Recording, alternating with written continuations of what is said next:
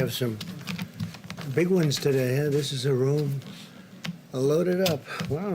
Paula Reed, Jonathan Carl, Phil Rucker. Hi, Phil. How are you? Caitlin. We've got the All-Stars. A lot of All-Stars today. You too. You too. That's good. Well, that's fine. Thank you very much. In the past 4 months, we've added 10.6 million jobs, including 643 manufacturing jobs and 658,000 construction jobs. It's far beyond expectations. We've experienced the smallest contraction of any Western nation, meaning we've been affected less than any other nation, Western nation, and probably almost, I think you can put us in, I just saw some numbers, I think you can put us into just about any category anywhere. And the fastest recovery by far, and that's anywhere. Nobody's recovered like we're recovering. If we followed Joe Biden's strategy, we'd shut down the entire country after just having set records on growth. And we also did have tremendous retail growth, as you probably noticed. We're witnessing the fastest labor market recovery from an economic crisis in our history. By contrast, the Obama-Biden administration had the slowest, weakest, and worst recovery in American history, as you know. We continue to make progress in our fight against the China virus. New weekly cases have declined by 44% since July. Deaths declined by 20% compared to just last week. It's going down very rapidly, really rapidly. This is in contrast to nations in the European Union, which have recently experienced a sharp increase in cases. They're having a very big spike over there. We're hopefully beyond our spike, and we'll see, but we're doing very well all over our country. In the past 5 weeks, per capita cases doubled in France, surged to over 300% in Spain, which I've been hearing about and speaking to some of the leaders of Spain, and they are having a hard time, and increased more than 400% in Italy again. And as you remember, I put a ban on people coming in from Europe after the ban I imposed on China, Wuhan, but because of Wuhan primarily, because that area was very infected, we also put a ban on Europe. So Spain is being heavily impacted, France, and 400% in Italy. Yesterday, European nations experienced 50% more deaths than the United States. And you don't hear these things, you don't hear these statistics, but the United States has done really well. Very proud of everybody that worked on this. And I really do believe we're rounding the corner, and the vaccines are right there, but not even discussing vaccines and not discussing therapeutics, we're rounding the corner. We already have therapeutics out there, by the way, which are having obviously a very big impact, because you look at that, you look at the way people are recovering. It's so much better than in the past, before we knew about the disease and had anything to fight the disease. On schools, as part of our science-based approach, we want schools to safely open and stay open. Children are extremely low risk of complications from the virus. Less than 0.2% of the coronavirus deaths have occurred in those under the age of 25, and most had underlying conditions where there was a problem. There's no substitute for in-person learning. According to a recent study, student progress in math decreased by half, and using online education compared to in-person or campus education. So online, we think of so many things online and how great it is. There's nothing like being in the classroom. That's what we've learned from this whole ordeal. According to the CDC, school closures disproportionately harm low-income and minority children, as well as those with disabilities. And I think you see some slides behind me that are very new, very current.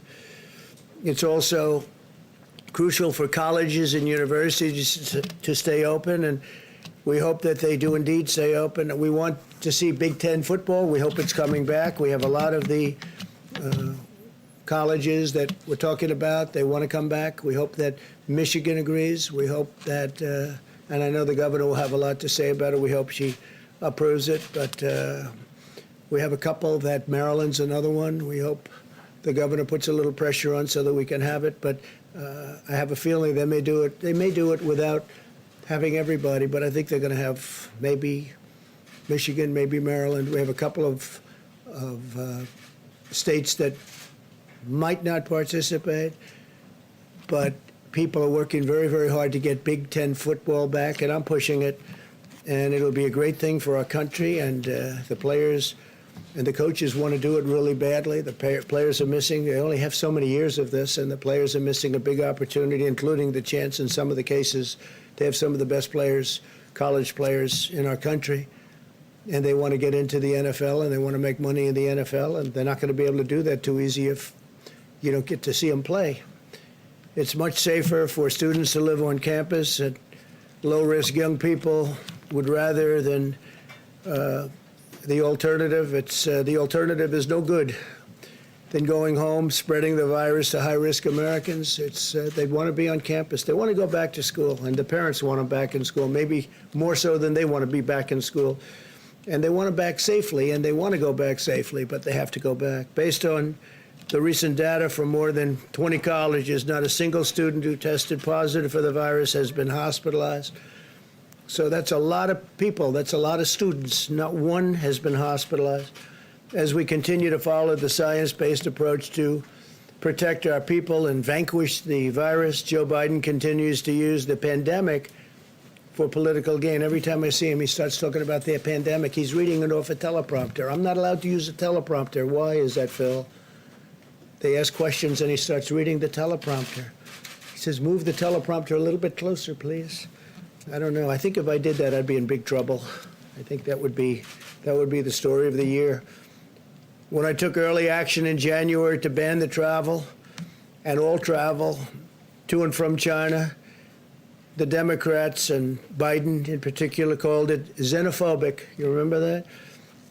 Joe was willing to sacrifice American lives to placate the radical left, open border extremists, and we saved tens of thousands of lives, probably hundreds of thousands of lives, and we saved millions of lives by doing the closing and now the opening the way we did it. Joe's decision to publicly attack the China ban proved he lacks the character or intelligence or instinct to do what is right. Now, Biden's launched a public campaign against the vaccine, which is so bad because we have some vaccines coming that are incredible. Scott was telling me about some of the things that are happening, and it's very exciting, Scott. Thank you for being here. But you don't want to have anything having to do with, for political purposes, being an anti-vaxxer. You don't want to be talking about the vaccines in a negative way, especially when you see the statistics that we're starting to see. They're incredible, actually. Biden's perfectly happy to endanger the lives of other people by doing something that he thinks is going to help him politically because his polls are getting very bad. They're getting very shaky. This was an election that was going to be very easy, very quick, and then the China virus came in, and I had to go back to work politically. Unfortunately, I had to devote more time politically than the other things we do, which are very important for our country. But I had to go back to work, and it looks like we're going up very rapidly, more rapidly than the media wants to admit. And Biden's had to go out. He's gotten out of his basement, and he's working. Let's see what happens. But we got to talk about how great these vaccines are, if in fact they're great. And I think you're going to see numbers that are going to be very, very impressive. The approach to the virus is a very unscientific blanket lie.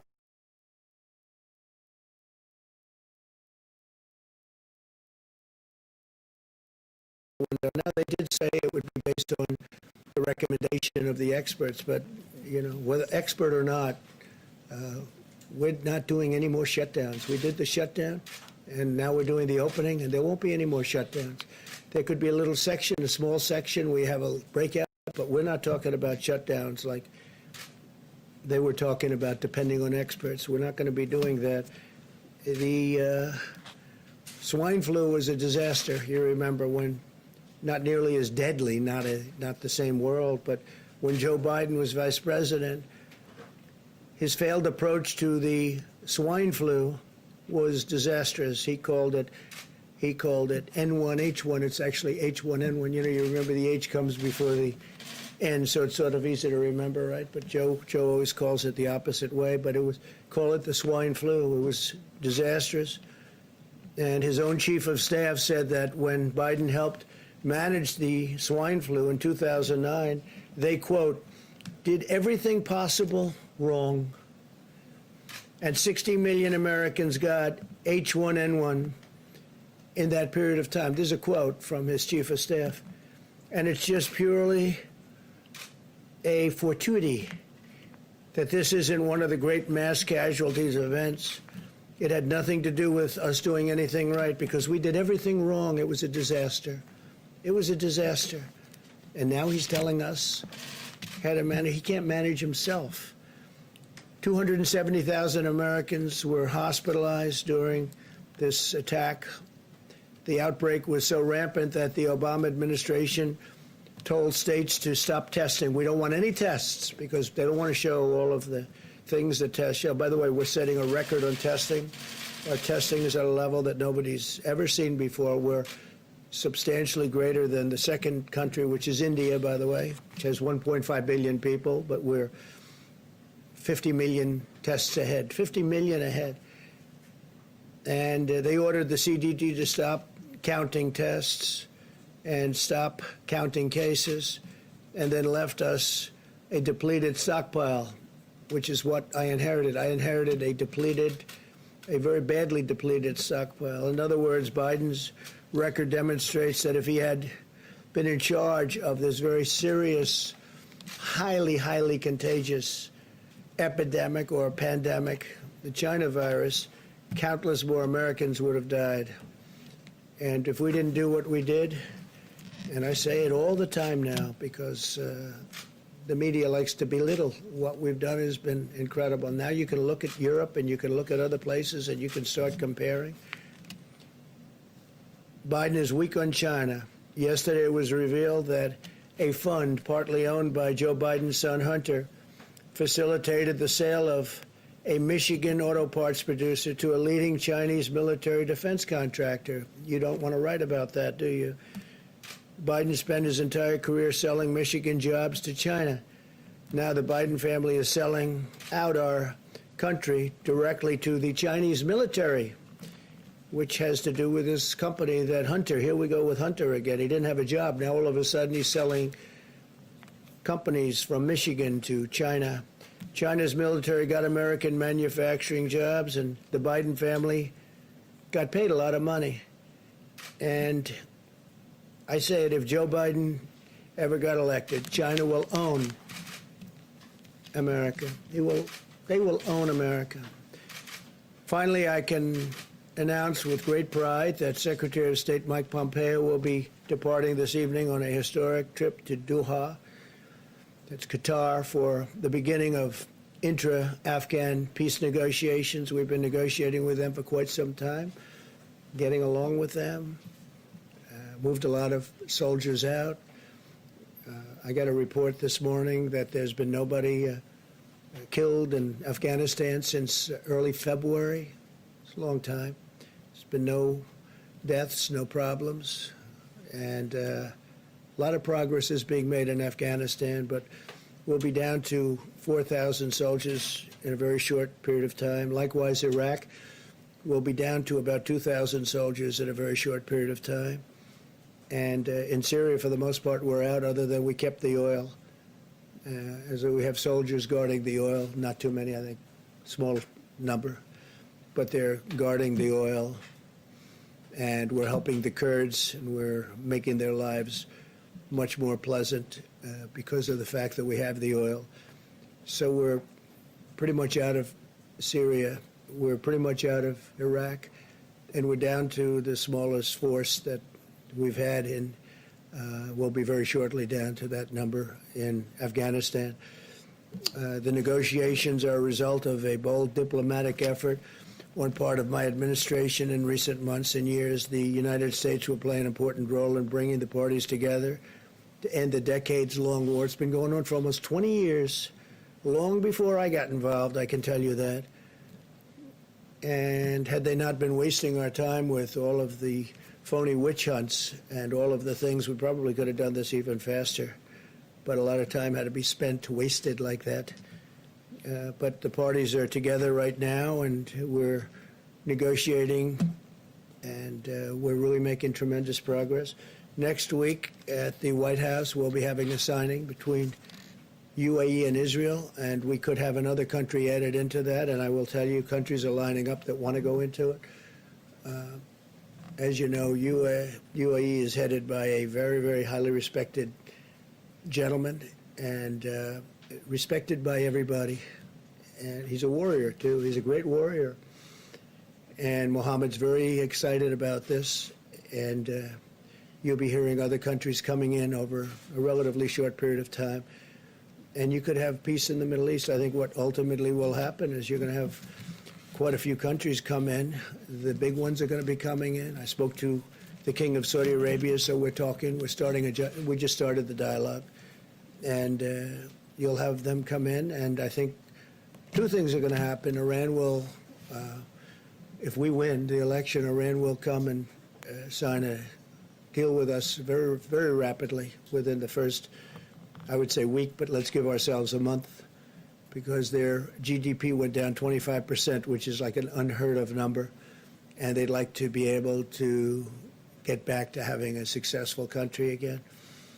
So I think that'll happen, and I think very importantly, the Palestinians will get back into the fold, and when they see all of these countries that frankly have been supporters of the Palestinians, very big supporters and certainly financial supporters. As you know, we used to pay the Palestinians $750 million a year, and I ended that some time ago on the basis that they didn't seem to want to make peace, and we'll think about it once we have a deal, but I've ended that quite a while ago. I'm frankly surprised they haven't been to the table earlier. But this is the best way. This is a way that's going to be great. This can really bring the Middle East together. And again, since February, we haven't had a death in Afghanistan, that's a record for many years, not a death. And we're getting along very, very well with the Taliban and very well with Afghanistan and its representatives, and we'll see how it all goes. It's a negotiation, but Secretary of State Mike Pompeo will be departing in a little while. So I think that's very exciting news. And a lot of people thought that my natural instinct is war. No, my natural instinct is actually peace. When we were on the debate stage, people used to say, will it be 1 week or 2 weeks before President Trump gets into a war? But that's not. I did rebuild our military. We have a military that $2.5 trillion, new jets and rockets and tanks and ships and a lot of things we have. We have the newest, best military we've ever had. So hopefully we won't have to use it. Our nuclear program has been put into gear like never before. And in particular, hopefully, we won't have to use that, because that's a whole new level of destruction, and we never want to. Just have to pray to God we never have to use that. All right, please, John. Yes, thank you, Mr. President. Why did you lie to the American people, and why should we trust what you have to say now? Such a terrible question, and the phraseology. I didn't lie. What I said is we have to be calm. We can't be panicked. I knew that the tapes were there. These were a series of phone calls that we had, mostly phone calls. And Bob Woodward is somebody that I respect just from hearing the name for many, many years, not knowing too much about his work, not caring about his work. But I thought it would be interesting to talk to him for a period of, calls. So we did that. I don't know if it's good or bad. I don't even know if the book is good or bad. But certainly if he thought that was a bad statement, he would have reported it, because he thinks that, you don't want to have anybody that is going to suffer medically because of some fact. And he didn't report it because he didn't think it was bad. Nobody thought it was bad. Wait a minute. And your question, the way you phrase that is such a disgrace. It's a disgrace to ABC television network. It's a disgrace to your employer. And that's the answer. You ready? Because Are you saying I love.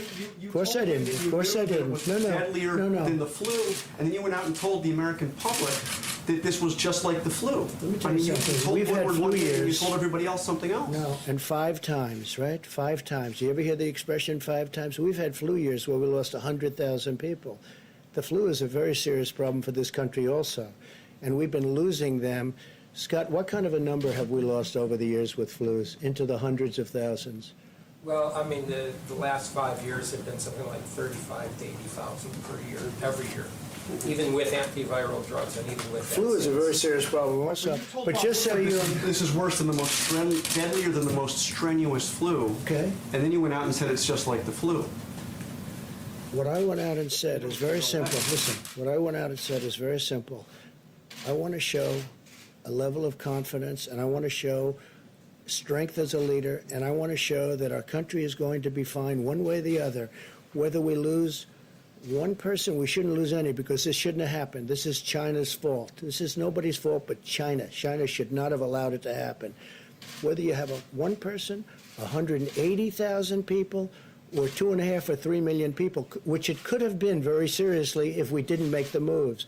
And when you look at the opposition, where they said, oh, why did he put the ban on? Dr. Fauci said we saved hundreds of thousands of lives by putting the ban on China and then ultimately putting the ban on Europe. There was no lie here. What we're doing is we're leading, and we're leading in a proper way. And if, frankly, somebody else was leading it, they wouldn't have closed it. If you look at Nancy Pelosi, you look at Cuomo, you look at de Blasio, you look at Biden, months later they said there's no problem. They're talking about me. Months later. And before any statement was made, you have to remember, I put the ban on China. So obviously, outwardly, I said it's a very serious problem. And it's always a serious problem. That doesn't mean I'm going to jump up and down in the air and start saying, people are going to die, people are going to die. No, I'm not going to do that. We're going to get through this, and we're right now, I hope, really think we're rounding the final turn. And a lot of good things are happening with vaccines and with therapeutics. But there's no lying. And the way you asked that question is very disgraceful. People trust Phil, you go ahead, now? please. Go ahead. Yeah, I do think so. Mr. I think we did a President. great job. I think we did a great job. And the people that did such, our generals, our admirals, Mike Pence, all of the people that have worked so hard, and now Dr. Atlas, and all of them, Dr. Fauci, Dr. Birx, they should be respected for the job they've done. So you won't And you downplay it haven't- again. You won't downplay it again, because you said you downplayed it. That's what you told me. All I'm doing is, no, I don't want to jump up and down and start screaming death, death, because that's not what it's about. We have to lead a country. We're leading a great country, and we're doing a great job. And the people that have done such a good job should be given the kind of credit that they deserve. We possibly have done the best jobs when you start looking at what we're doing with the vaccines and therapeutics and ventilators. We had no ventilators, John. We make thousands of ventilators now a month, and we're supplying them to the whole world. The job we've done is the best job. And don't give me any credit. Give the people that have done this the credit. They've done a great job. Yeah, Phil, go ahead. Yeah, Mr. President, you talked about the need to stay calm and not jump up and down and scare people. A lot of other world leaders were calm. German Chancellor Angela Merkel was very calm as she presented information to the German people so that they could stay safe and protect their families. So why, as you, as President of the United States, did you not level with the American people? Did you not share the information that you knew at the time in real Well, I time? don't know what Angela's doing, but if you look at the European Union right now, they're having breakouts like you've never seen before, and frankly, their numbers are at a level that are much worse than the numbers here. We have done much better than the European Union. I just read you numbers that are not good on their behalf, and that are very good at ours, and we have rounded the final turn, and we're going to have vaccines very soon, maybe much sooner than you think. Listen, maybe much sooner than you think. But we have done a phenomenal job. And the people that have done this job, including the American public that's had to put up with a lot, with the lockdowns and all of the things that they had to do, they have to be given credit. They have to be given But credit. you knew this Please, was go a ahead. deadly virus. You knew it was airborne. You knew on February 7th, you told Bob Woodward how it transferred from person to person in the air, how deadly it was. Why did you not come to the podium and Well, let me ask you this. If Bob Woodward, Woodward thought that was bad, because this is stuff that everyone knew, there's a report that I have here someplace where China said it was airborne earlier than the statements I made. People knew it was airborne. This was nothing. This was no big. When I say it was airborne, everybody knew it was airborne. This was no big I thing. know that in February. Well, read the reports. China came out with a statement that it was an airborne disease. I heard it was an airborne disease. I assumed it early on. The fact is, there has to be a calmness. You don't want me jumping up and down, screaming, there's going to be great death, and really causing some very, very serious problems for the country. If Bob Woodward thought what I said was bad, then he should have immediately, right after I said it, gone out to the authorities so they can prepare and let him know. But he didn't think it was bad, and he said he didn't think it was bad. He actually said he didn't think it was bad. The only one that said it was bad or thinks it was bad were the fake news media, because they take it and they try and put it a certain way. If Bob Woodward thought it was bad, then he should have immediately gone out publicly, not wait 4 months. You know, he's had that statement for 4 months, maybe 5 months. He's had it for a long time. It was a series of taped interviews, mostly by telephone. Quick ones, not long ones, quick ones. And I did it out of curiosity, because I do have respect, and I want to see, I wonder whether or not somebody like that can write good. I don't think he can, but let's see what happens. Yeah, please. Thank you, Mr. President. We're just about 50 days out from the election, and we haven't seen a lot out of the Durham investigation yet. Yeah. Where is that? And do you have confidence in the investigation? Well, I can't tell you that yet. I have to see. I'm not involved in it. I purposely stayed uninvolved. I'm, I guess, considered the chief law enforcement officer of the country. I could be involved if I wanted to. I thought it would be better if I wasn't. I think it's better if our great Attorney General handled it. He has Durham, who is a very, very respected man, and we're going to see what it is. I can't tell you that. I can Need tell more you this. I indictments? can tell you this. They lied. They cheated. They leaked. They got caught. They spied on my campaign. Never in history has there been anything like this. And I guarantee if the roles were reversed and I was on the Democrat side, people would have been in jail at the very highest level. People would have been in jail for 2 years already. Nothing like this has ever happened. And the term would be for many, many years, because it's treason, and other words can be used also. Do you think there should be more indictments as a part of this Well, I investigation? think just on what I read in your wonderful papers, I think, and see what, you know, just looking at the media, not even what I know. I think Comey is a disgrace to our country. I think Strzok, who just wrote a book, which is a total fake, is a disgrace. I think Page, Lisa Page, his lover, is a disgrace to our country.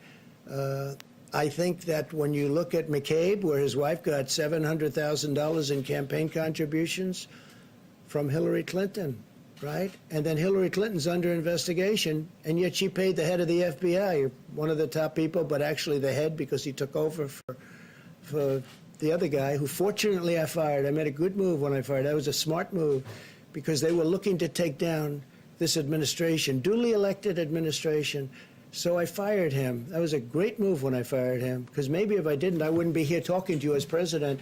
But when McCabe's wife gets $700,000 in campaign contributions when she was running for whatever office she was running from Virginia, and yet he's in charge of the investigation of Hillary Clinton. Now, he says, well, I wasn't really in charge. Of course he was in charge. He was totally in charge. He knew exactly what was going on. These people got caught in probably the biggest political scandal in the history of our country. They got caught. Now, what the Durham report is going to say, I can't tell you. But if they say half as much as I already know just from seeing it, you know, you have people, I watch some of the shows. I watched Liz McDonald, she's fantastic. I watched Fox Business. I watched Lou Dobbs last night, Sean Hannity last night, Tucker last night, Laura. I watched Fox and Friends in the morning. You watch these shows, You don't have to go too far into the details. They cover things that are, it's really an amazing thing. They got caught in the biggest political scandal in the history of our country. They were spying on their opponent's campaign. Not only spying, they were making up fake dossiers. You have the dirty dossier. They were making up the dirty, it was all made up. It was all fiction. It turned out to be fiction. And then they were using that in the FISA courts, this revered court. Well, it's not so revered anymore.